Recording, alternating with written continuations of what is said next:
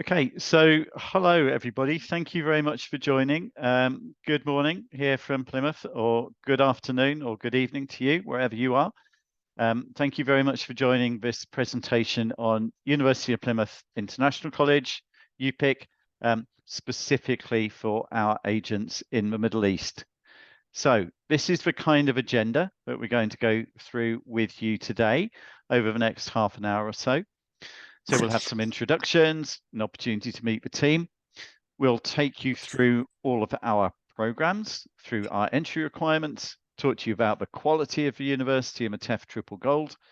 We have a colleague from the business school who is joining us, who will tell you all about the many and various strengths of the business school. We'll talk to you about our May start options, about how to pay, about how to get a CAS, all of our important dates for the upcoming intakes in May and September. We'll tell you about our student success stories, talk about how we can support you with your marketing efforts. We have pre-sessional English programs we'll describe to you. We have some scholarships. We'll take you on a virtual tour as well, so you can get an idea of how Plymouth looks. Talk to you about our accommodation provision, our social media, and we will leave plenty of time at the end for any questions you may have, or by all means, as we go through, please do use the chat or function to ask any questions that you have, or raise your hand, and then we'd be very happy to hear your voice. So to start with, an introduction to the UPIC team. And you have several of my colleagues on the call this morning, but I am Tim Gutzel. I'm Director of Marketing and Admissions for the college. And we have Amber, who is our Marketing and Student Recruitment Coordinator. Nico, who is our Admissions Manager, and also Sarah from our Student Experience team. So we're a small team, but an advantage of that for you in working with us is that you can reach out to any of us at any time, and we'll be very happy to answer any questions that you have. So that's the UPIC team. And then to introduce you to our academic provision. So the important number to remember here is the number 3. So we have 3 levels of provision. We have foundation, first year, and pre-masters. And we have 3 intakes during the year in September, where almost everything we offer is available. In January, where we have many programs available, and May is mostly pre-masters programs. So 3 levels of study, 3 intakes during the year, and a very wide range of programs. So a lot of things you might expect to see there, such as business and management, computer science, but also some more unusual things, such as health and human sciences, which is a program which leads into nursing and other health-related professions. And also lots of programs that relate to our location. We're a coastal university, so we have specialisms in marine and maritime programs as well. Also, tourism and hospitality is not available anywhere, and that's something that we offer as well. So that gives you an idea of our provision. So 3 levels of study and 3 intakes during the year. And then to move on to our entry requirements, Nico, would you like to take us through that? Of course, thank you, Tim. Hi, everybody. This is our entry requirement for the 3 level of entry that we offer: foundation, first year, and pre-master. So generally speaking, for foundation, we want to see completion of secondary education. For first year, 48 UCAS study point at A or AS level. And for pre-master, university level qualification corresponding to at least UK Higher National Diploma, HND, or to a bachelor degree. For some program, we might ask for specific good grades in specific subjects. For example, for our Health and Human Sciences program, we'll need to see good grade in maths and science, like biology, chemistry, and physics. Or for the engineering program, we need to see good grades in maths and physics. But please have a look at our website in our academic requirement page to see the country-specific entry requirement for each country. With regards to our English requirement, we normally accept the academic IELTS. It doesn't have to be UKVI, even non-CELT academic IELTS is fine. 5.5 overall for foundation, 6 overall for first year and pre-master, and in each case, at least 5.5 in each band. We also accept other tests like the PTE, Pearson's Test of English, with overall 59 score, and also other tests that you might find in our website on the English requirement page. With regards to other conditions that your student might see on their offer, in case they got a study gap, we'll ask to see their CV, where they need to explain what they've been doing since the last time they studied. So we need to see start and end date of activity and work experience without gaps. And the personal statement explaining why they've chosen Plymouth, why they've chosen the UK, why this particular subject, and if they got a study gap, why they want to return to study now. If they got a previous visa refusal, please encourage your applicant to submit the application anyway, because we can still consider them. We request a copy of the refusal letter for our academic board to assess the whole application. In case there are some discrepancies in name or date of birth in a document, this must be supported by some official evidence, some official document, for example, marriage certificate in case the surname has changed. And it's important that all communication and all the documents are uploaded via our Study Link Agent portal so that we can keep all the emails and all the documents related to a single applicant in the same place. Thanks, Nico. And then something which is a real kind of mark of the quality of the university is that in 2023, we were awarded a TEF, so that's the Teaching Excellence Framework, triple gold. Triple gold means gold overall, and gold for student experience, and gold for student outcomes. So I would encourage you to look at the TEF status of other universities you work with, and you will see that that triple gold rating is really quite unusual. So that's something that you can describe to your prospective students, to their parents, as a real kind of evidence of the quality of the University of Plymouth. And then moving on to Plymouth Business School. Richard, can I pass over to you at this point? Yeah, good morning, Tim and colleagues, and good afternoon to everybody in the Middle East. So, yeah, my name's Richard Parkman. I'm the Associate Head of School for Plymouth Business School for internationalization and all things international. So I'm here just to sort of give you a brief or in-depth, depending how much time I take, about Plymouth Business School. So, as it says, we are one of 3 schools within the Faculty of Arts, Humanities and Business. It's quite a sizable faculty and one of 3 that makes up the University of Plymouth.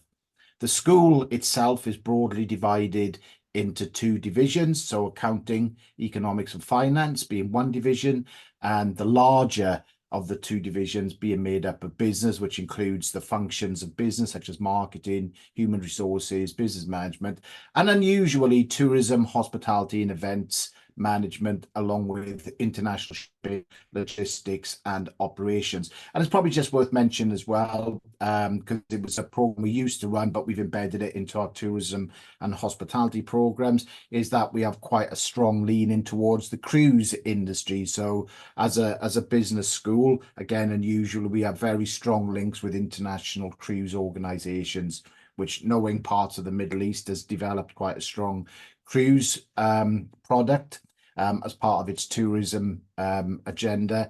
It may be something that's of interest to potential students in the future. The business school is made up of 84 staff with around 2,200 taught students and over 100 doctoral PhD students currently studying. Thank you. These are the range of programs, and again, it reflects the divisions from business and management, international business, finance, tourism, hospitality. And again, one of our strengths is around the international logistics, supply chain, procurement, management, international shipping, operations and supply chain. I'm also pleased to say that from January this year, we've launched our full Masters of Business Administration, which sits alongside our MBA top-up as well. Just to sort of caveat the MBA, for your potential applicants, they will need to possess at least 1 year's work experience in order to apply to the Masters. So we wouldn't ordinarily take an application directly from an undergraduate study onto the Master of Business Administration without relevant experience. But there's a suite of other awards that we would consider taking applications on. So again, MBA is for people who have some experience and understanding, whereas we would look at maybe offering business, the MSc in Business and Management for those students who have little experience of sort of supervision and managerial roles.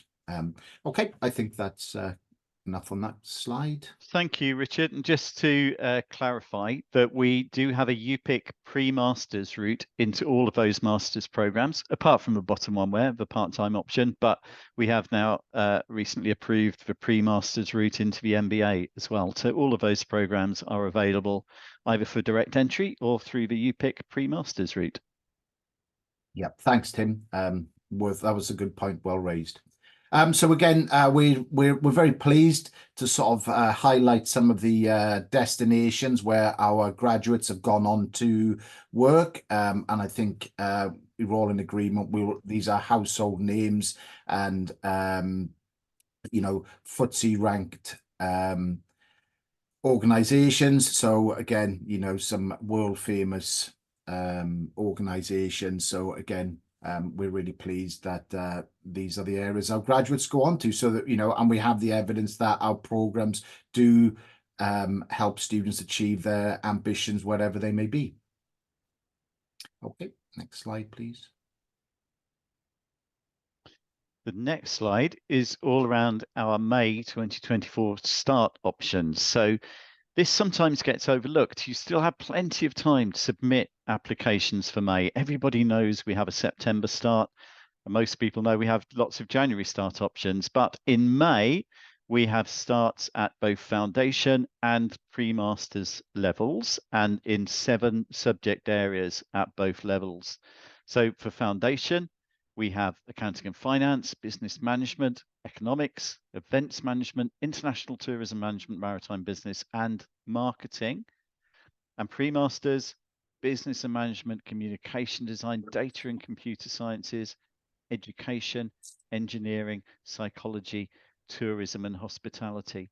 So there are lots of advantages to the May start, not least that our fees go up in September. So anyone who starts in May avoids that fee increase for the subsequent year. It saves time as well, because those foundation options, students progress to the undergraduate degree in January. So you're actually saving time rather than waiting to the following September. And saving time means saving money on living costs as well. And finally, it's also a nice time to come to the UK. So the winter can be a little bit grim and long in the UK, but by May, we're well into springtime. It's getting much brighter. The days are getting longer and warmer. So it's a nice time to come into the UK. But yeah, please don't forget about our May start options. There's still plenty of time to apply. We've set a deadline of the end of March, but we can be a little bit flexible around that for anyone who can get themselves organised in good time. So yes, May start. And then payment information. Nico, maybe back to you for this one, if you would. Thank you, Tim. Yes, so with regards to the deposit that we need to receive for the student to secure a place. So foundation and first year student, the deposit is 50% of their first year of tuition fees, or provide proof of sponsorship. For pre-master student, deposit is 100%, so the full tuition fee of the pre-master. The payment can be done via Flywire. You've got the link here, but you will also find it in every unconditional offer letter and we send, or also on our website. If the student decides to purchase Navinsure, which is an extra insurance coverage, they can do so by ticking the box when they apply to us or on the unconditional offer letter. And the fee is currently £380 and needs to be paid before they receive the CAS. Regard to the commission, the agent will receive further commission when the student progresses. And as Tim was mentioning, so May intake will be the last chance for the 23-24 tuition fees to apply. And also you can see the one for September, and the HHS Health and Human Science courses. It's a bit more expensive because it's a 3-semester program rather than 2, while the pre-master is less expensive than the other because it's a 1-semester program. And with regards to the CAS, so the very exciting news is that here at UP we can raise the CAS ourselves in our admission office. So we have an agreement with the university. We don't need to send them all the document and wait for them to receive the CAS in busy time. So that's usually will speed up processes quite a lot. So what do your student needs to do in order to receive a CAS from us? After paying a deposit or having provided a proof of sponsorship, they need to accept their offer and confirm whether the detail on the provisional CAS that we send them are correct or whether they need any amendments. If your student is under 18, there will be a few extra documents that we need to receive, including a parental consent form signed by the parents, a copy of the student birth certificate, and detail of a UK guardian, which we will verify by email. If your student is from a country where they need also to provide financial evidence, then they need to show enough money, which means at least £9,207 for maintenance living cost, plus any outstanding fee from the first year or their tuition fee, which means if they are a pre-master student, all they need to show is £9,207. If not, if they are a first-year foundation student, they also need to show the amount of tuition fee for the first year that they haven't paid yet. The amount need to be shown on the bank statement for at least 28 days, and the bank statement must not end more than 31 days prior to the visa application date. It must be from a regulated bank on the bank headed page with containing the bank contact details. And the bank statement can be either in the student name or in the parent's name or in the legal guardian name only. We cannot accept any other bank statement. So we cannot accept bank statement from siblings, cousins, uncles. And if the bank statement is in the parent's name, in that case, we also need to receive the birth certificate and the financial letter of consent from the bank account owner. If the bank statement is acceptable, we'll then raise the CAS and we'll ask the student to apply for the visa as soon as they receive the CAS, and also to let us know when they receive any news regarding the visa application so that we can inform our student experience team that the student visa has been approved and that they should expect their arrival details very soon. So all these rules is not just because we want to be strict for the sake of it, just because we are following UKVI regulation. And actually in the last year, we only had less than 3% on visa refusal for all the CAS that we raised. And in particular, last January, we had an amazing 0% visa refusal. So all the students raised the CAS for, they actually got their visa approved, which was brilliant news for us, for the student, and obviously for the agent as well. That's great. Thank you very much, Nico. Moving on to our dates. Perhaps actually I should pause there to ask if you have any questions, because we've covered quite a lot of information already. So any questions about our processes or about our payments or about all of the business school information that was shared with you? Any questions we can answer at this point?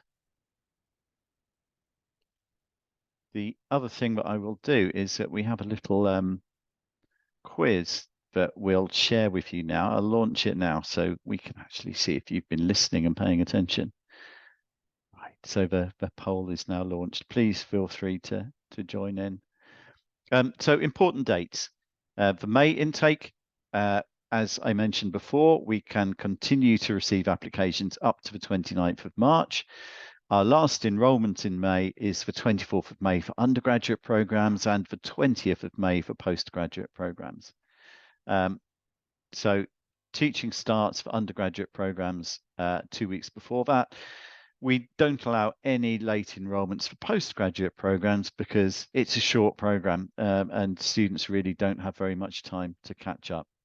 As Nico mentioned, we have those last enrollment dates and the application deadlines. We set those dates not because we're trying to be difficult, but because in our experience, that's how much time is required to get everything organized. So those are deadlines that we set, but if you need some flexibility around that and a student has everything organized, then please do let us know and we'll see if we can be a little bit flexible. Similarly for September, so you can see our last enrollments are towards the end of the month. Teaching starts in the middle of the month, and our application deadline is at the end of July. So those are the important dates for our next 2 intakes. And then moving on to talk about student success, and this is really important. So we've given you lots of dry information about processes and requirements, but this is kind of what we're here for. It's all about student success. It's the most important thing to us that we have happy, successful students who join UPIC, progress from UPIC. So more than 85% of our students who join us for a foundation or a pre-masters go on to the university degree, and then more than 85% of students continue to graduate from the university. So those are really high success rates. We can't guarantee to everybody that they'll pass, but students who engage with us, we like to support them and achieve the highest possible levels of success. And you will know that those 85% numbers compare very well with other pathway providers that you might work with. And then at graduation, UPIC students achieve an equivalent number of first class and upper second class degrees as are awarded to international direct entrance. So we can genuinely show there that UPIC is adding value for students who join us maybe at a lower level or with slightly lower grades, then go on to achieve just as highly in terms of good degrees as the university's international direct entrance. So yeah, just wanted to share that with you around student success because that is so important to us. Amber, would you like to talk about how we can support your marketing efforts? Yeah, of course. Thanks, Tim. So in terms of marketing, we have several things available to you. We have some new subject-specific flyers. So we have flyers in marine, architecture, and health and human sciences. So if you'd like any copies of those, please let me know and I'll send them to you. We have a fairly new promotional video which follows the lives of 4 students and how they're getting on in Plymouth. So that's a really lovely video. We can direct you to that on our YouTube channel as well. Yeah, we have posters which promote our key selling points. So if you'd like a copy of these, you can get them printed in your country and you can let us know how much that would be. And yeah, we also have the most up-to-date brochures as well. So do let us know if there's anything you need. If you have any new ideas or if you'd like, say, some new student testimonials like the one that we have here on screen, then again, do get in touch and we can make that happen for you. So yeah, keep me updated. If you have any ideas, then let me know. Thanks. Great. Thank you, Amber. Pre-sessional English. Nico, can I hand back to you again? Of course. Thank you, Tim. So pre-sessional English, in case your applicant has done an IELTS test, but unfortunately they don't meet our entry requirement and they fall a bit short, we can offer before the September intake, so during the summer, a few options of pre-sessional English program, which helps them basically to achieve the score that they need to start their main program. There are different duration according to how much a student need to improve, from 2 weeks for those who are just short in 0.5 in one band of the IELTS, to 6 weeks when they're short in 2 bands, or 8 weeks or 11 weeks if they need more time to improve. And they can be offered either online or face-to-face. The difference is if they are face-to-face, the student will need to submit a UKVI IELTS or SL, the Secure English Language Test, to attend a face-to-face pre-sessional English, because they will receive a combined class before the pre-sessional English, which will cover them for the whole program.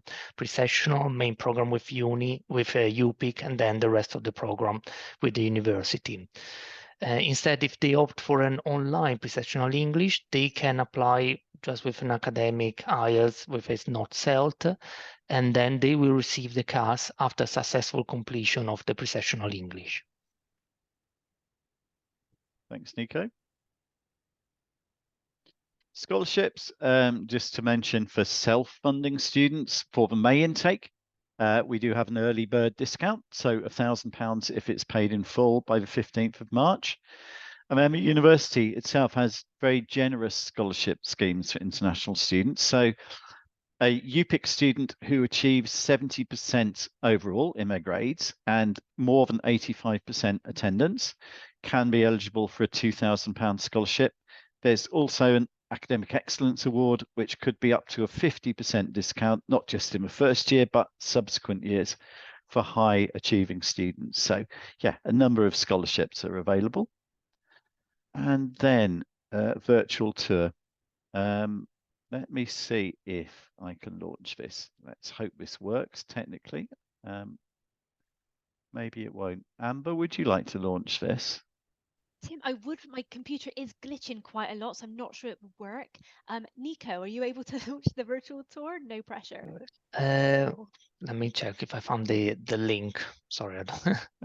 Sorry to all our attendees. We do have a little technical trouble with this because it's difficult to run everything from one computer, but we'll give it a go. And if it doesn't work, we'll send you the link afterwards.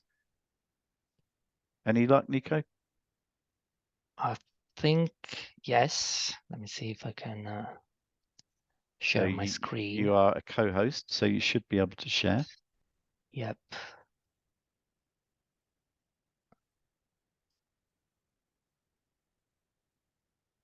Okay. Can you all see my screen with the drone? It's current. Yes, there we go. Cool.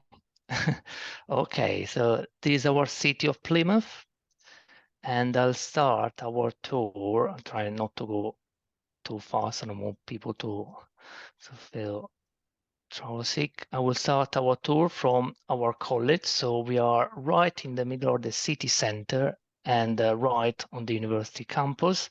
So this is UPIC, the international college. And as you can see here, also the university campus starts. And this is there to show you how close we are to the seafront. So Plymouth has a beautiful seafront, which is just 15-20 minutes walk away from the university campus. And just to show you what's interesting to see, we got our marine station and marine laboratory in the harbor.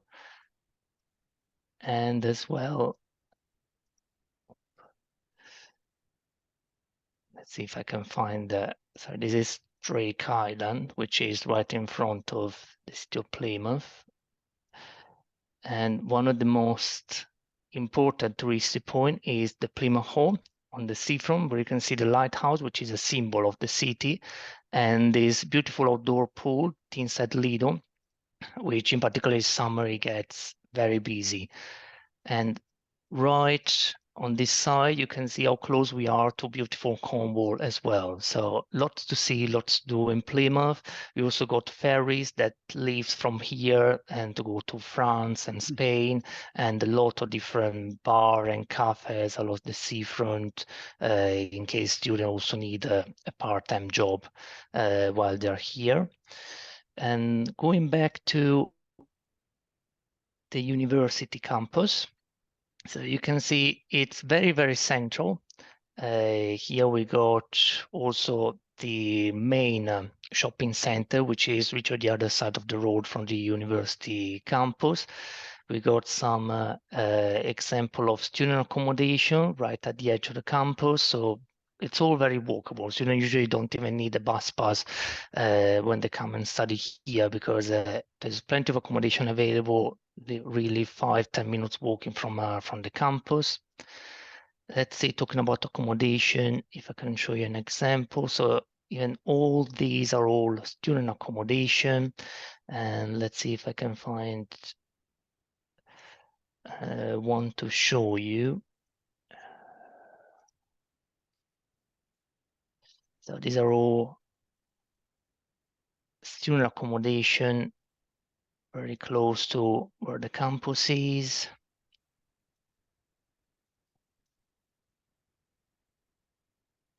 It's a great strength of Plymouth as a student city, isn't it, Nico? That we have so much accommodation available, and it's all very central, very easy walk to the teaching buildings. And reasonable priced as well, compared to other big city. But here you can see an example of a compact single room. Some rooms are en suite, some are not. Some they got share facilities. Like you can see, share a kitchen here with all they need to prepare their meals.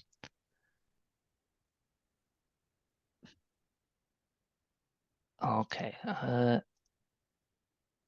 And just to finish, so going back to where UPIC is, you can see how close we are also to the train station, which is right here. So if the student, for example, at the weekend, they want to visit some other part of the UK, including London, they could just jump on the train here. And we also got, by the train station, this intercity place, which has been just renovated by the university. And this is for the health and human sciences students. So all the students start studying nursing, physiotherapy, occupational therapy. They got state-of-the-art new facility, as I said, very, very close to where we are. That's great. Thank you very much, Nico. I think what you can see there as well is a great example of how our location and the university's academic excellence tie together. So we are a coastal university, and we're also ranked top 5 in the world for all things marine and all things marine teaching and research. So it's a great place to start as well. So hopefully that we'll share the link for the virtual tour, but hopefully that gives you an idea of how our home city looks and feels, and what a great place it is to live in and study in. Accommodation we mentioned there, so plenty of accommodation available. Prices typically from around £100 a week, which could be, you know, half or a third even of London or other big city prices. So there's a massive advantage in terms of quality of life, clean air, living costs, accommodation and other living costs. Huge advantages to not being in London and being in Plymouth, but we're only 3.5 hours away by train. So plenty of accommodation available. We work with one particular letting agent that understands our multiple intakes and is flexible about contract lengths and provides complimentary bedding packs and all of that kind of thing. You can apply through our online application form for that letting agency, but that's not compulsory. Students can use whichever accommodation option they would like. There are lots of other letting agencies, or the university's accommodation is available. Other things to say about Plymouth, it's a top 3 UK young university, so ranked in the top 3 of universities amongst 50 years old. And it's a top 15 safest UK city. So not just cost effective, but also with a very low crime rate, so relatively safe. We also, with the university, work to the UK Agent Quality Framework. So we won't spend too long on this, and I'm sure you've heard about it, but various guidance that's available there. And I think most UK universities have signed up to this now. And then back to you, Amber, social media channel. Thanks, Tim. Yeah, so we're active across several social media channels. We have Instagram, Facebook, Threads, YouTube, and LinkedIn. Lots of great videos on YouTube, and we will be adding this recording to YouTube later. We get the most engagement from students on Instagram. So our handle is at UPIC, UPIC, UPIC, UPIC. So do follow us, take a look at what we do. So yeah, that's basically everything we have. What we try to do is promote as much information about the activities that are happening on campus. We want to make sure the students feel involved and they have access to everything they want to join. And also for academic reasons, we can share info about exam week and timetabling. So it's a really useful tool for us to communicate with the students. So yeah, that's basically our social media in a nutshell. Thank you, Amber. So we're pretty much done now with the information that we wanted to share. I hope some of you will have taken a look at the poll and put your answers in there. But we have a series of frequently asked questions that typically we know we get asked a lot. So we do a bit of role play and go through these questions at the end. So we'll ask these of each other. So I'll start by asking Nico, is there an option to study online? No, unfortunately, there is an option to study online except for the online pre-sessional English program, but all the other courses that we offer are delivered face-to-face. So we don't offer all online courses anymore. Sarah, is Plymouth close to London? So Plymouth is not a commutable distance to London. You can visit there on the weekends. But in terms of living in London and then coming to Plymouth to study, that would be very difficult. So in that sense, no. Thank you. Tim, what if a student has a study gap? The student has a study gap. We're absolutely happy to consider applications from students who have a study gap. There's the shorter the better, really, but we'll look at any study gap where a student has a strong CV that shows how they've used that time since they last studied, but shows how what they're choosing to study now might relate to their work experience and their previous study. So yes, absolutely share an application with us if a student has a study gap, but we would be looking for a strong CV and a strong personal statement to explain what they've been doing in the meantime since a previous study and why they want to come back to study now. Amber, can students book accommodation outside of Plymouth? Well, just to echo the wise words of Sarah, we do want students to be living in a commutable distance. And as Nico showed us during the virtual tour, we have lots of accommodation options right on campus. So we would strongly recommend students book accommodation in Plymouth, maybe on the outskirts if they want to, but now as we do have options, definitely book inside of Plymouth. Choose your next victim, Amber. Okay, great. So Nico, do students have to attend class every day?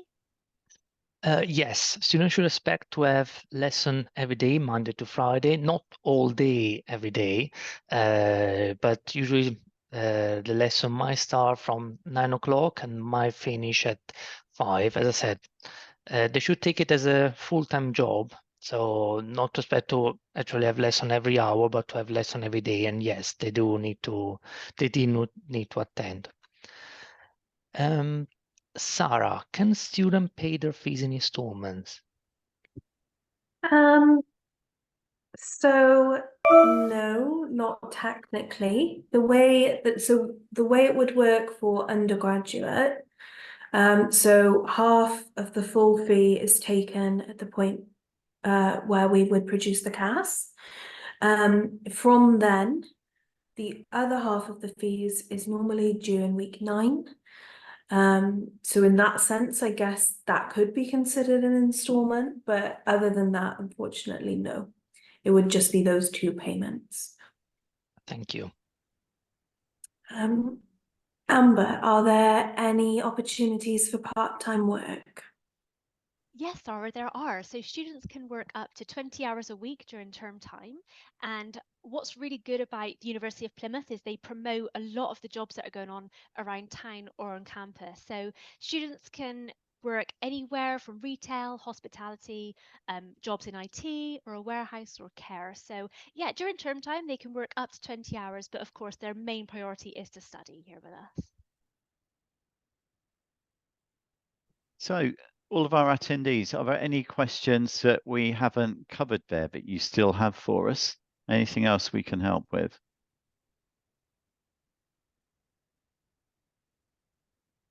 Okay, well, you can see our contact details there. So that's me, Tim Gottsell. I'm Director of Marketing and Admissions. Do please feel free to get in touch with me or our student experience team or the UPIC admissions team, and you have all of the contact details there. That final picture that we're sharing with you is the British Firework Championships of 2023.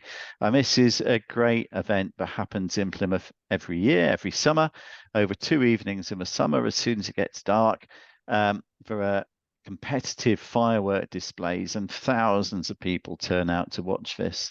So yeah, remember Plymouth as the city of fireworks. I think, let's see, do we have some questions in the chat? We have any which are unanswered? Okay, I think we've covered everything that's in the chat. So yeah, I guess we're pretty much done. So thank you to all of my UPIC colleagues, to Amber, to Nico, to Sarah. Thank you for joining, and to Richard Parkman from the Business School. And thank you to all of you, our attendees. Thank you for your time and attention, and for completing the poll, for those of you who were able to do that. So as Amber mentioned previously, we have been recording this session. So as soon as we have the link to the recording, we'll post it on our YouTube channel. So yeah, thank you very much, everybody, for attending, and we hope to see you soon. Thank you. Bye. Thank you. Bye-bye.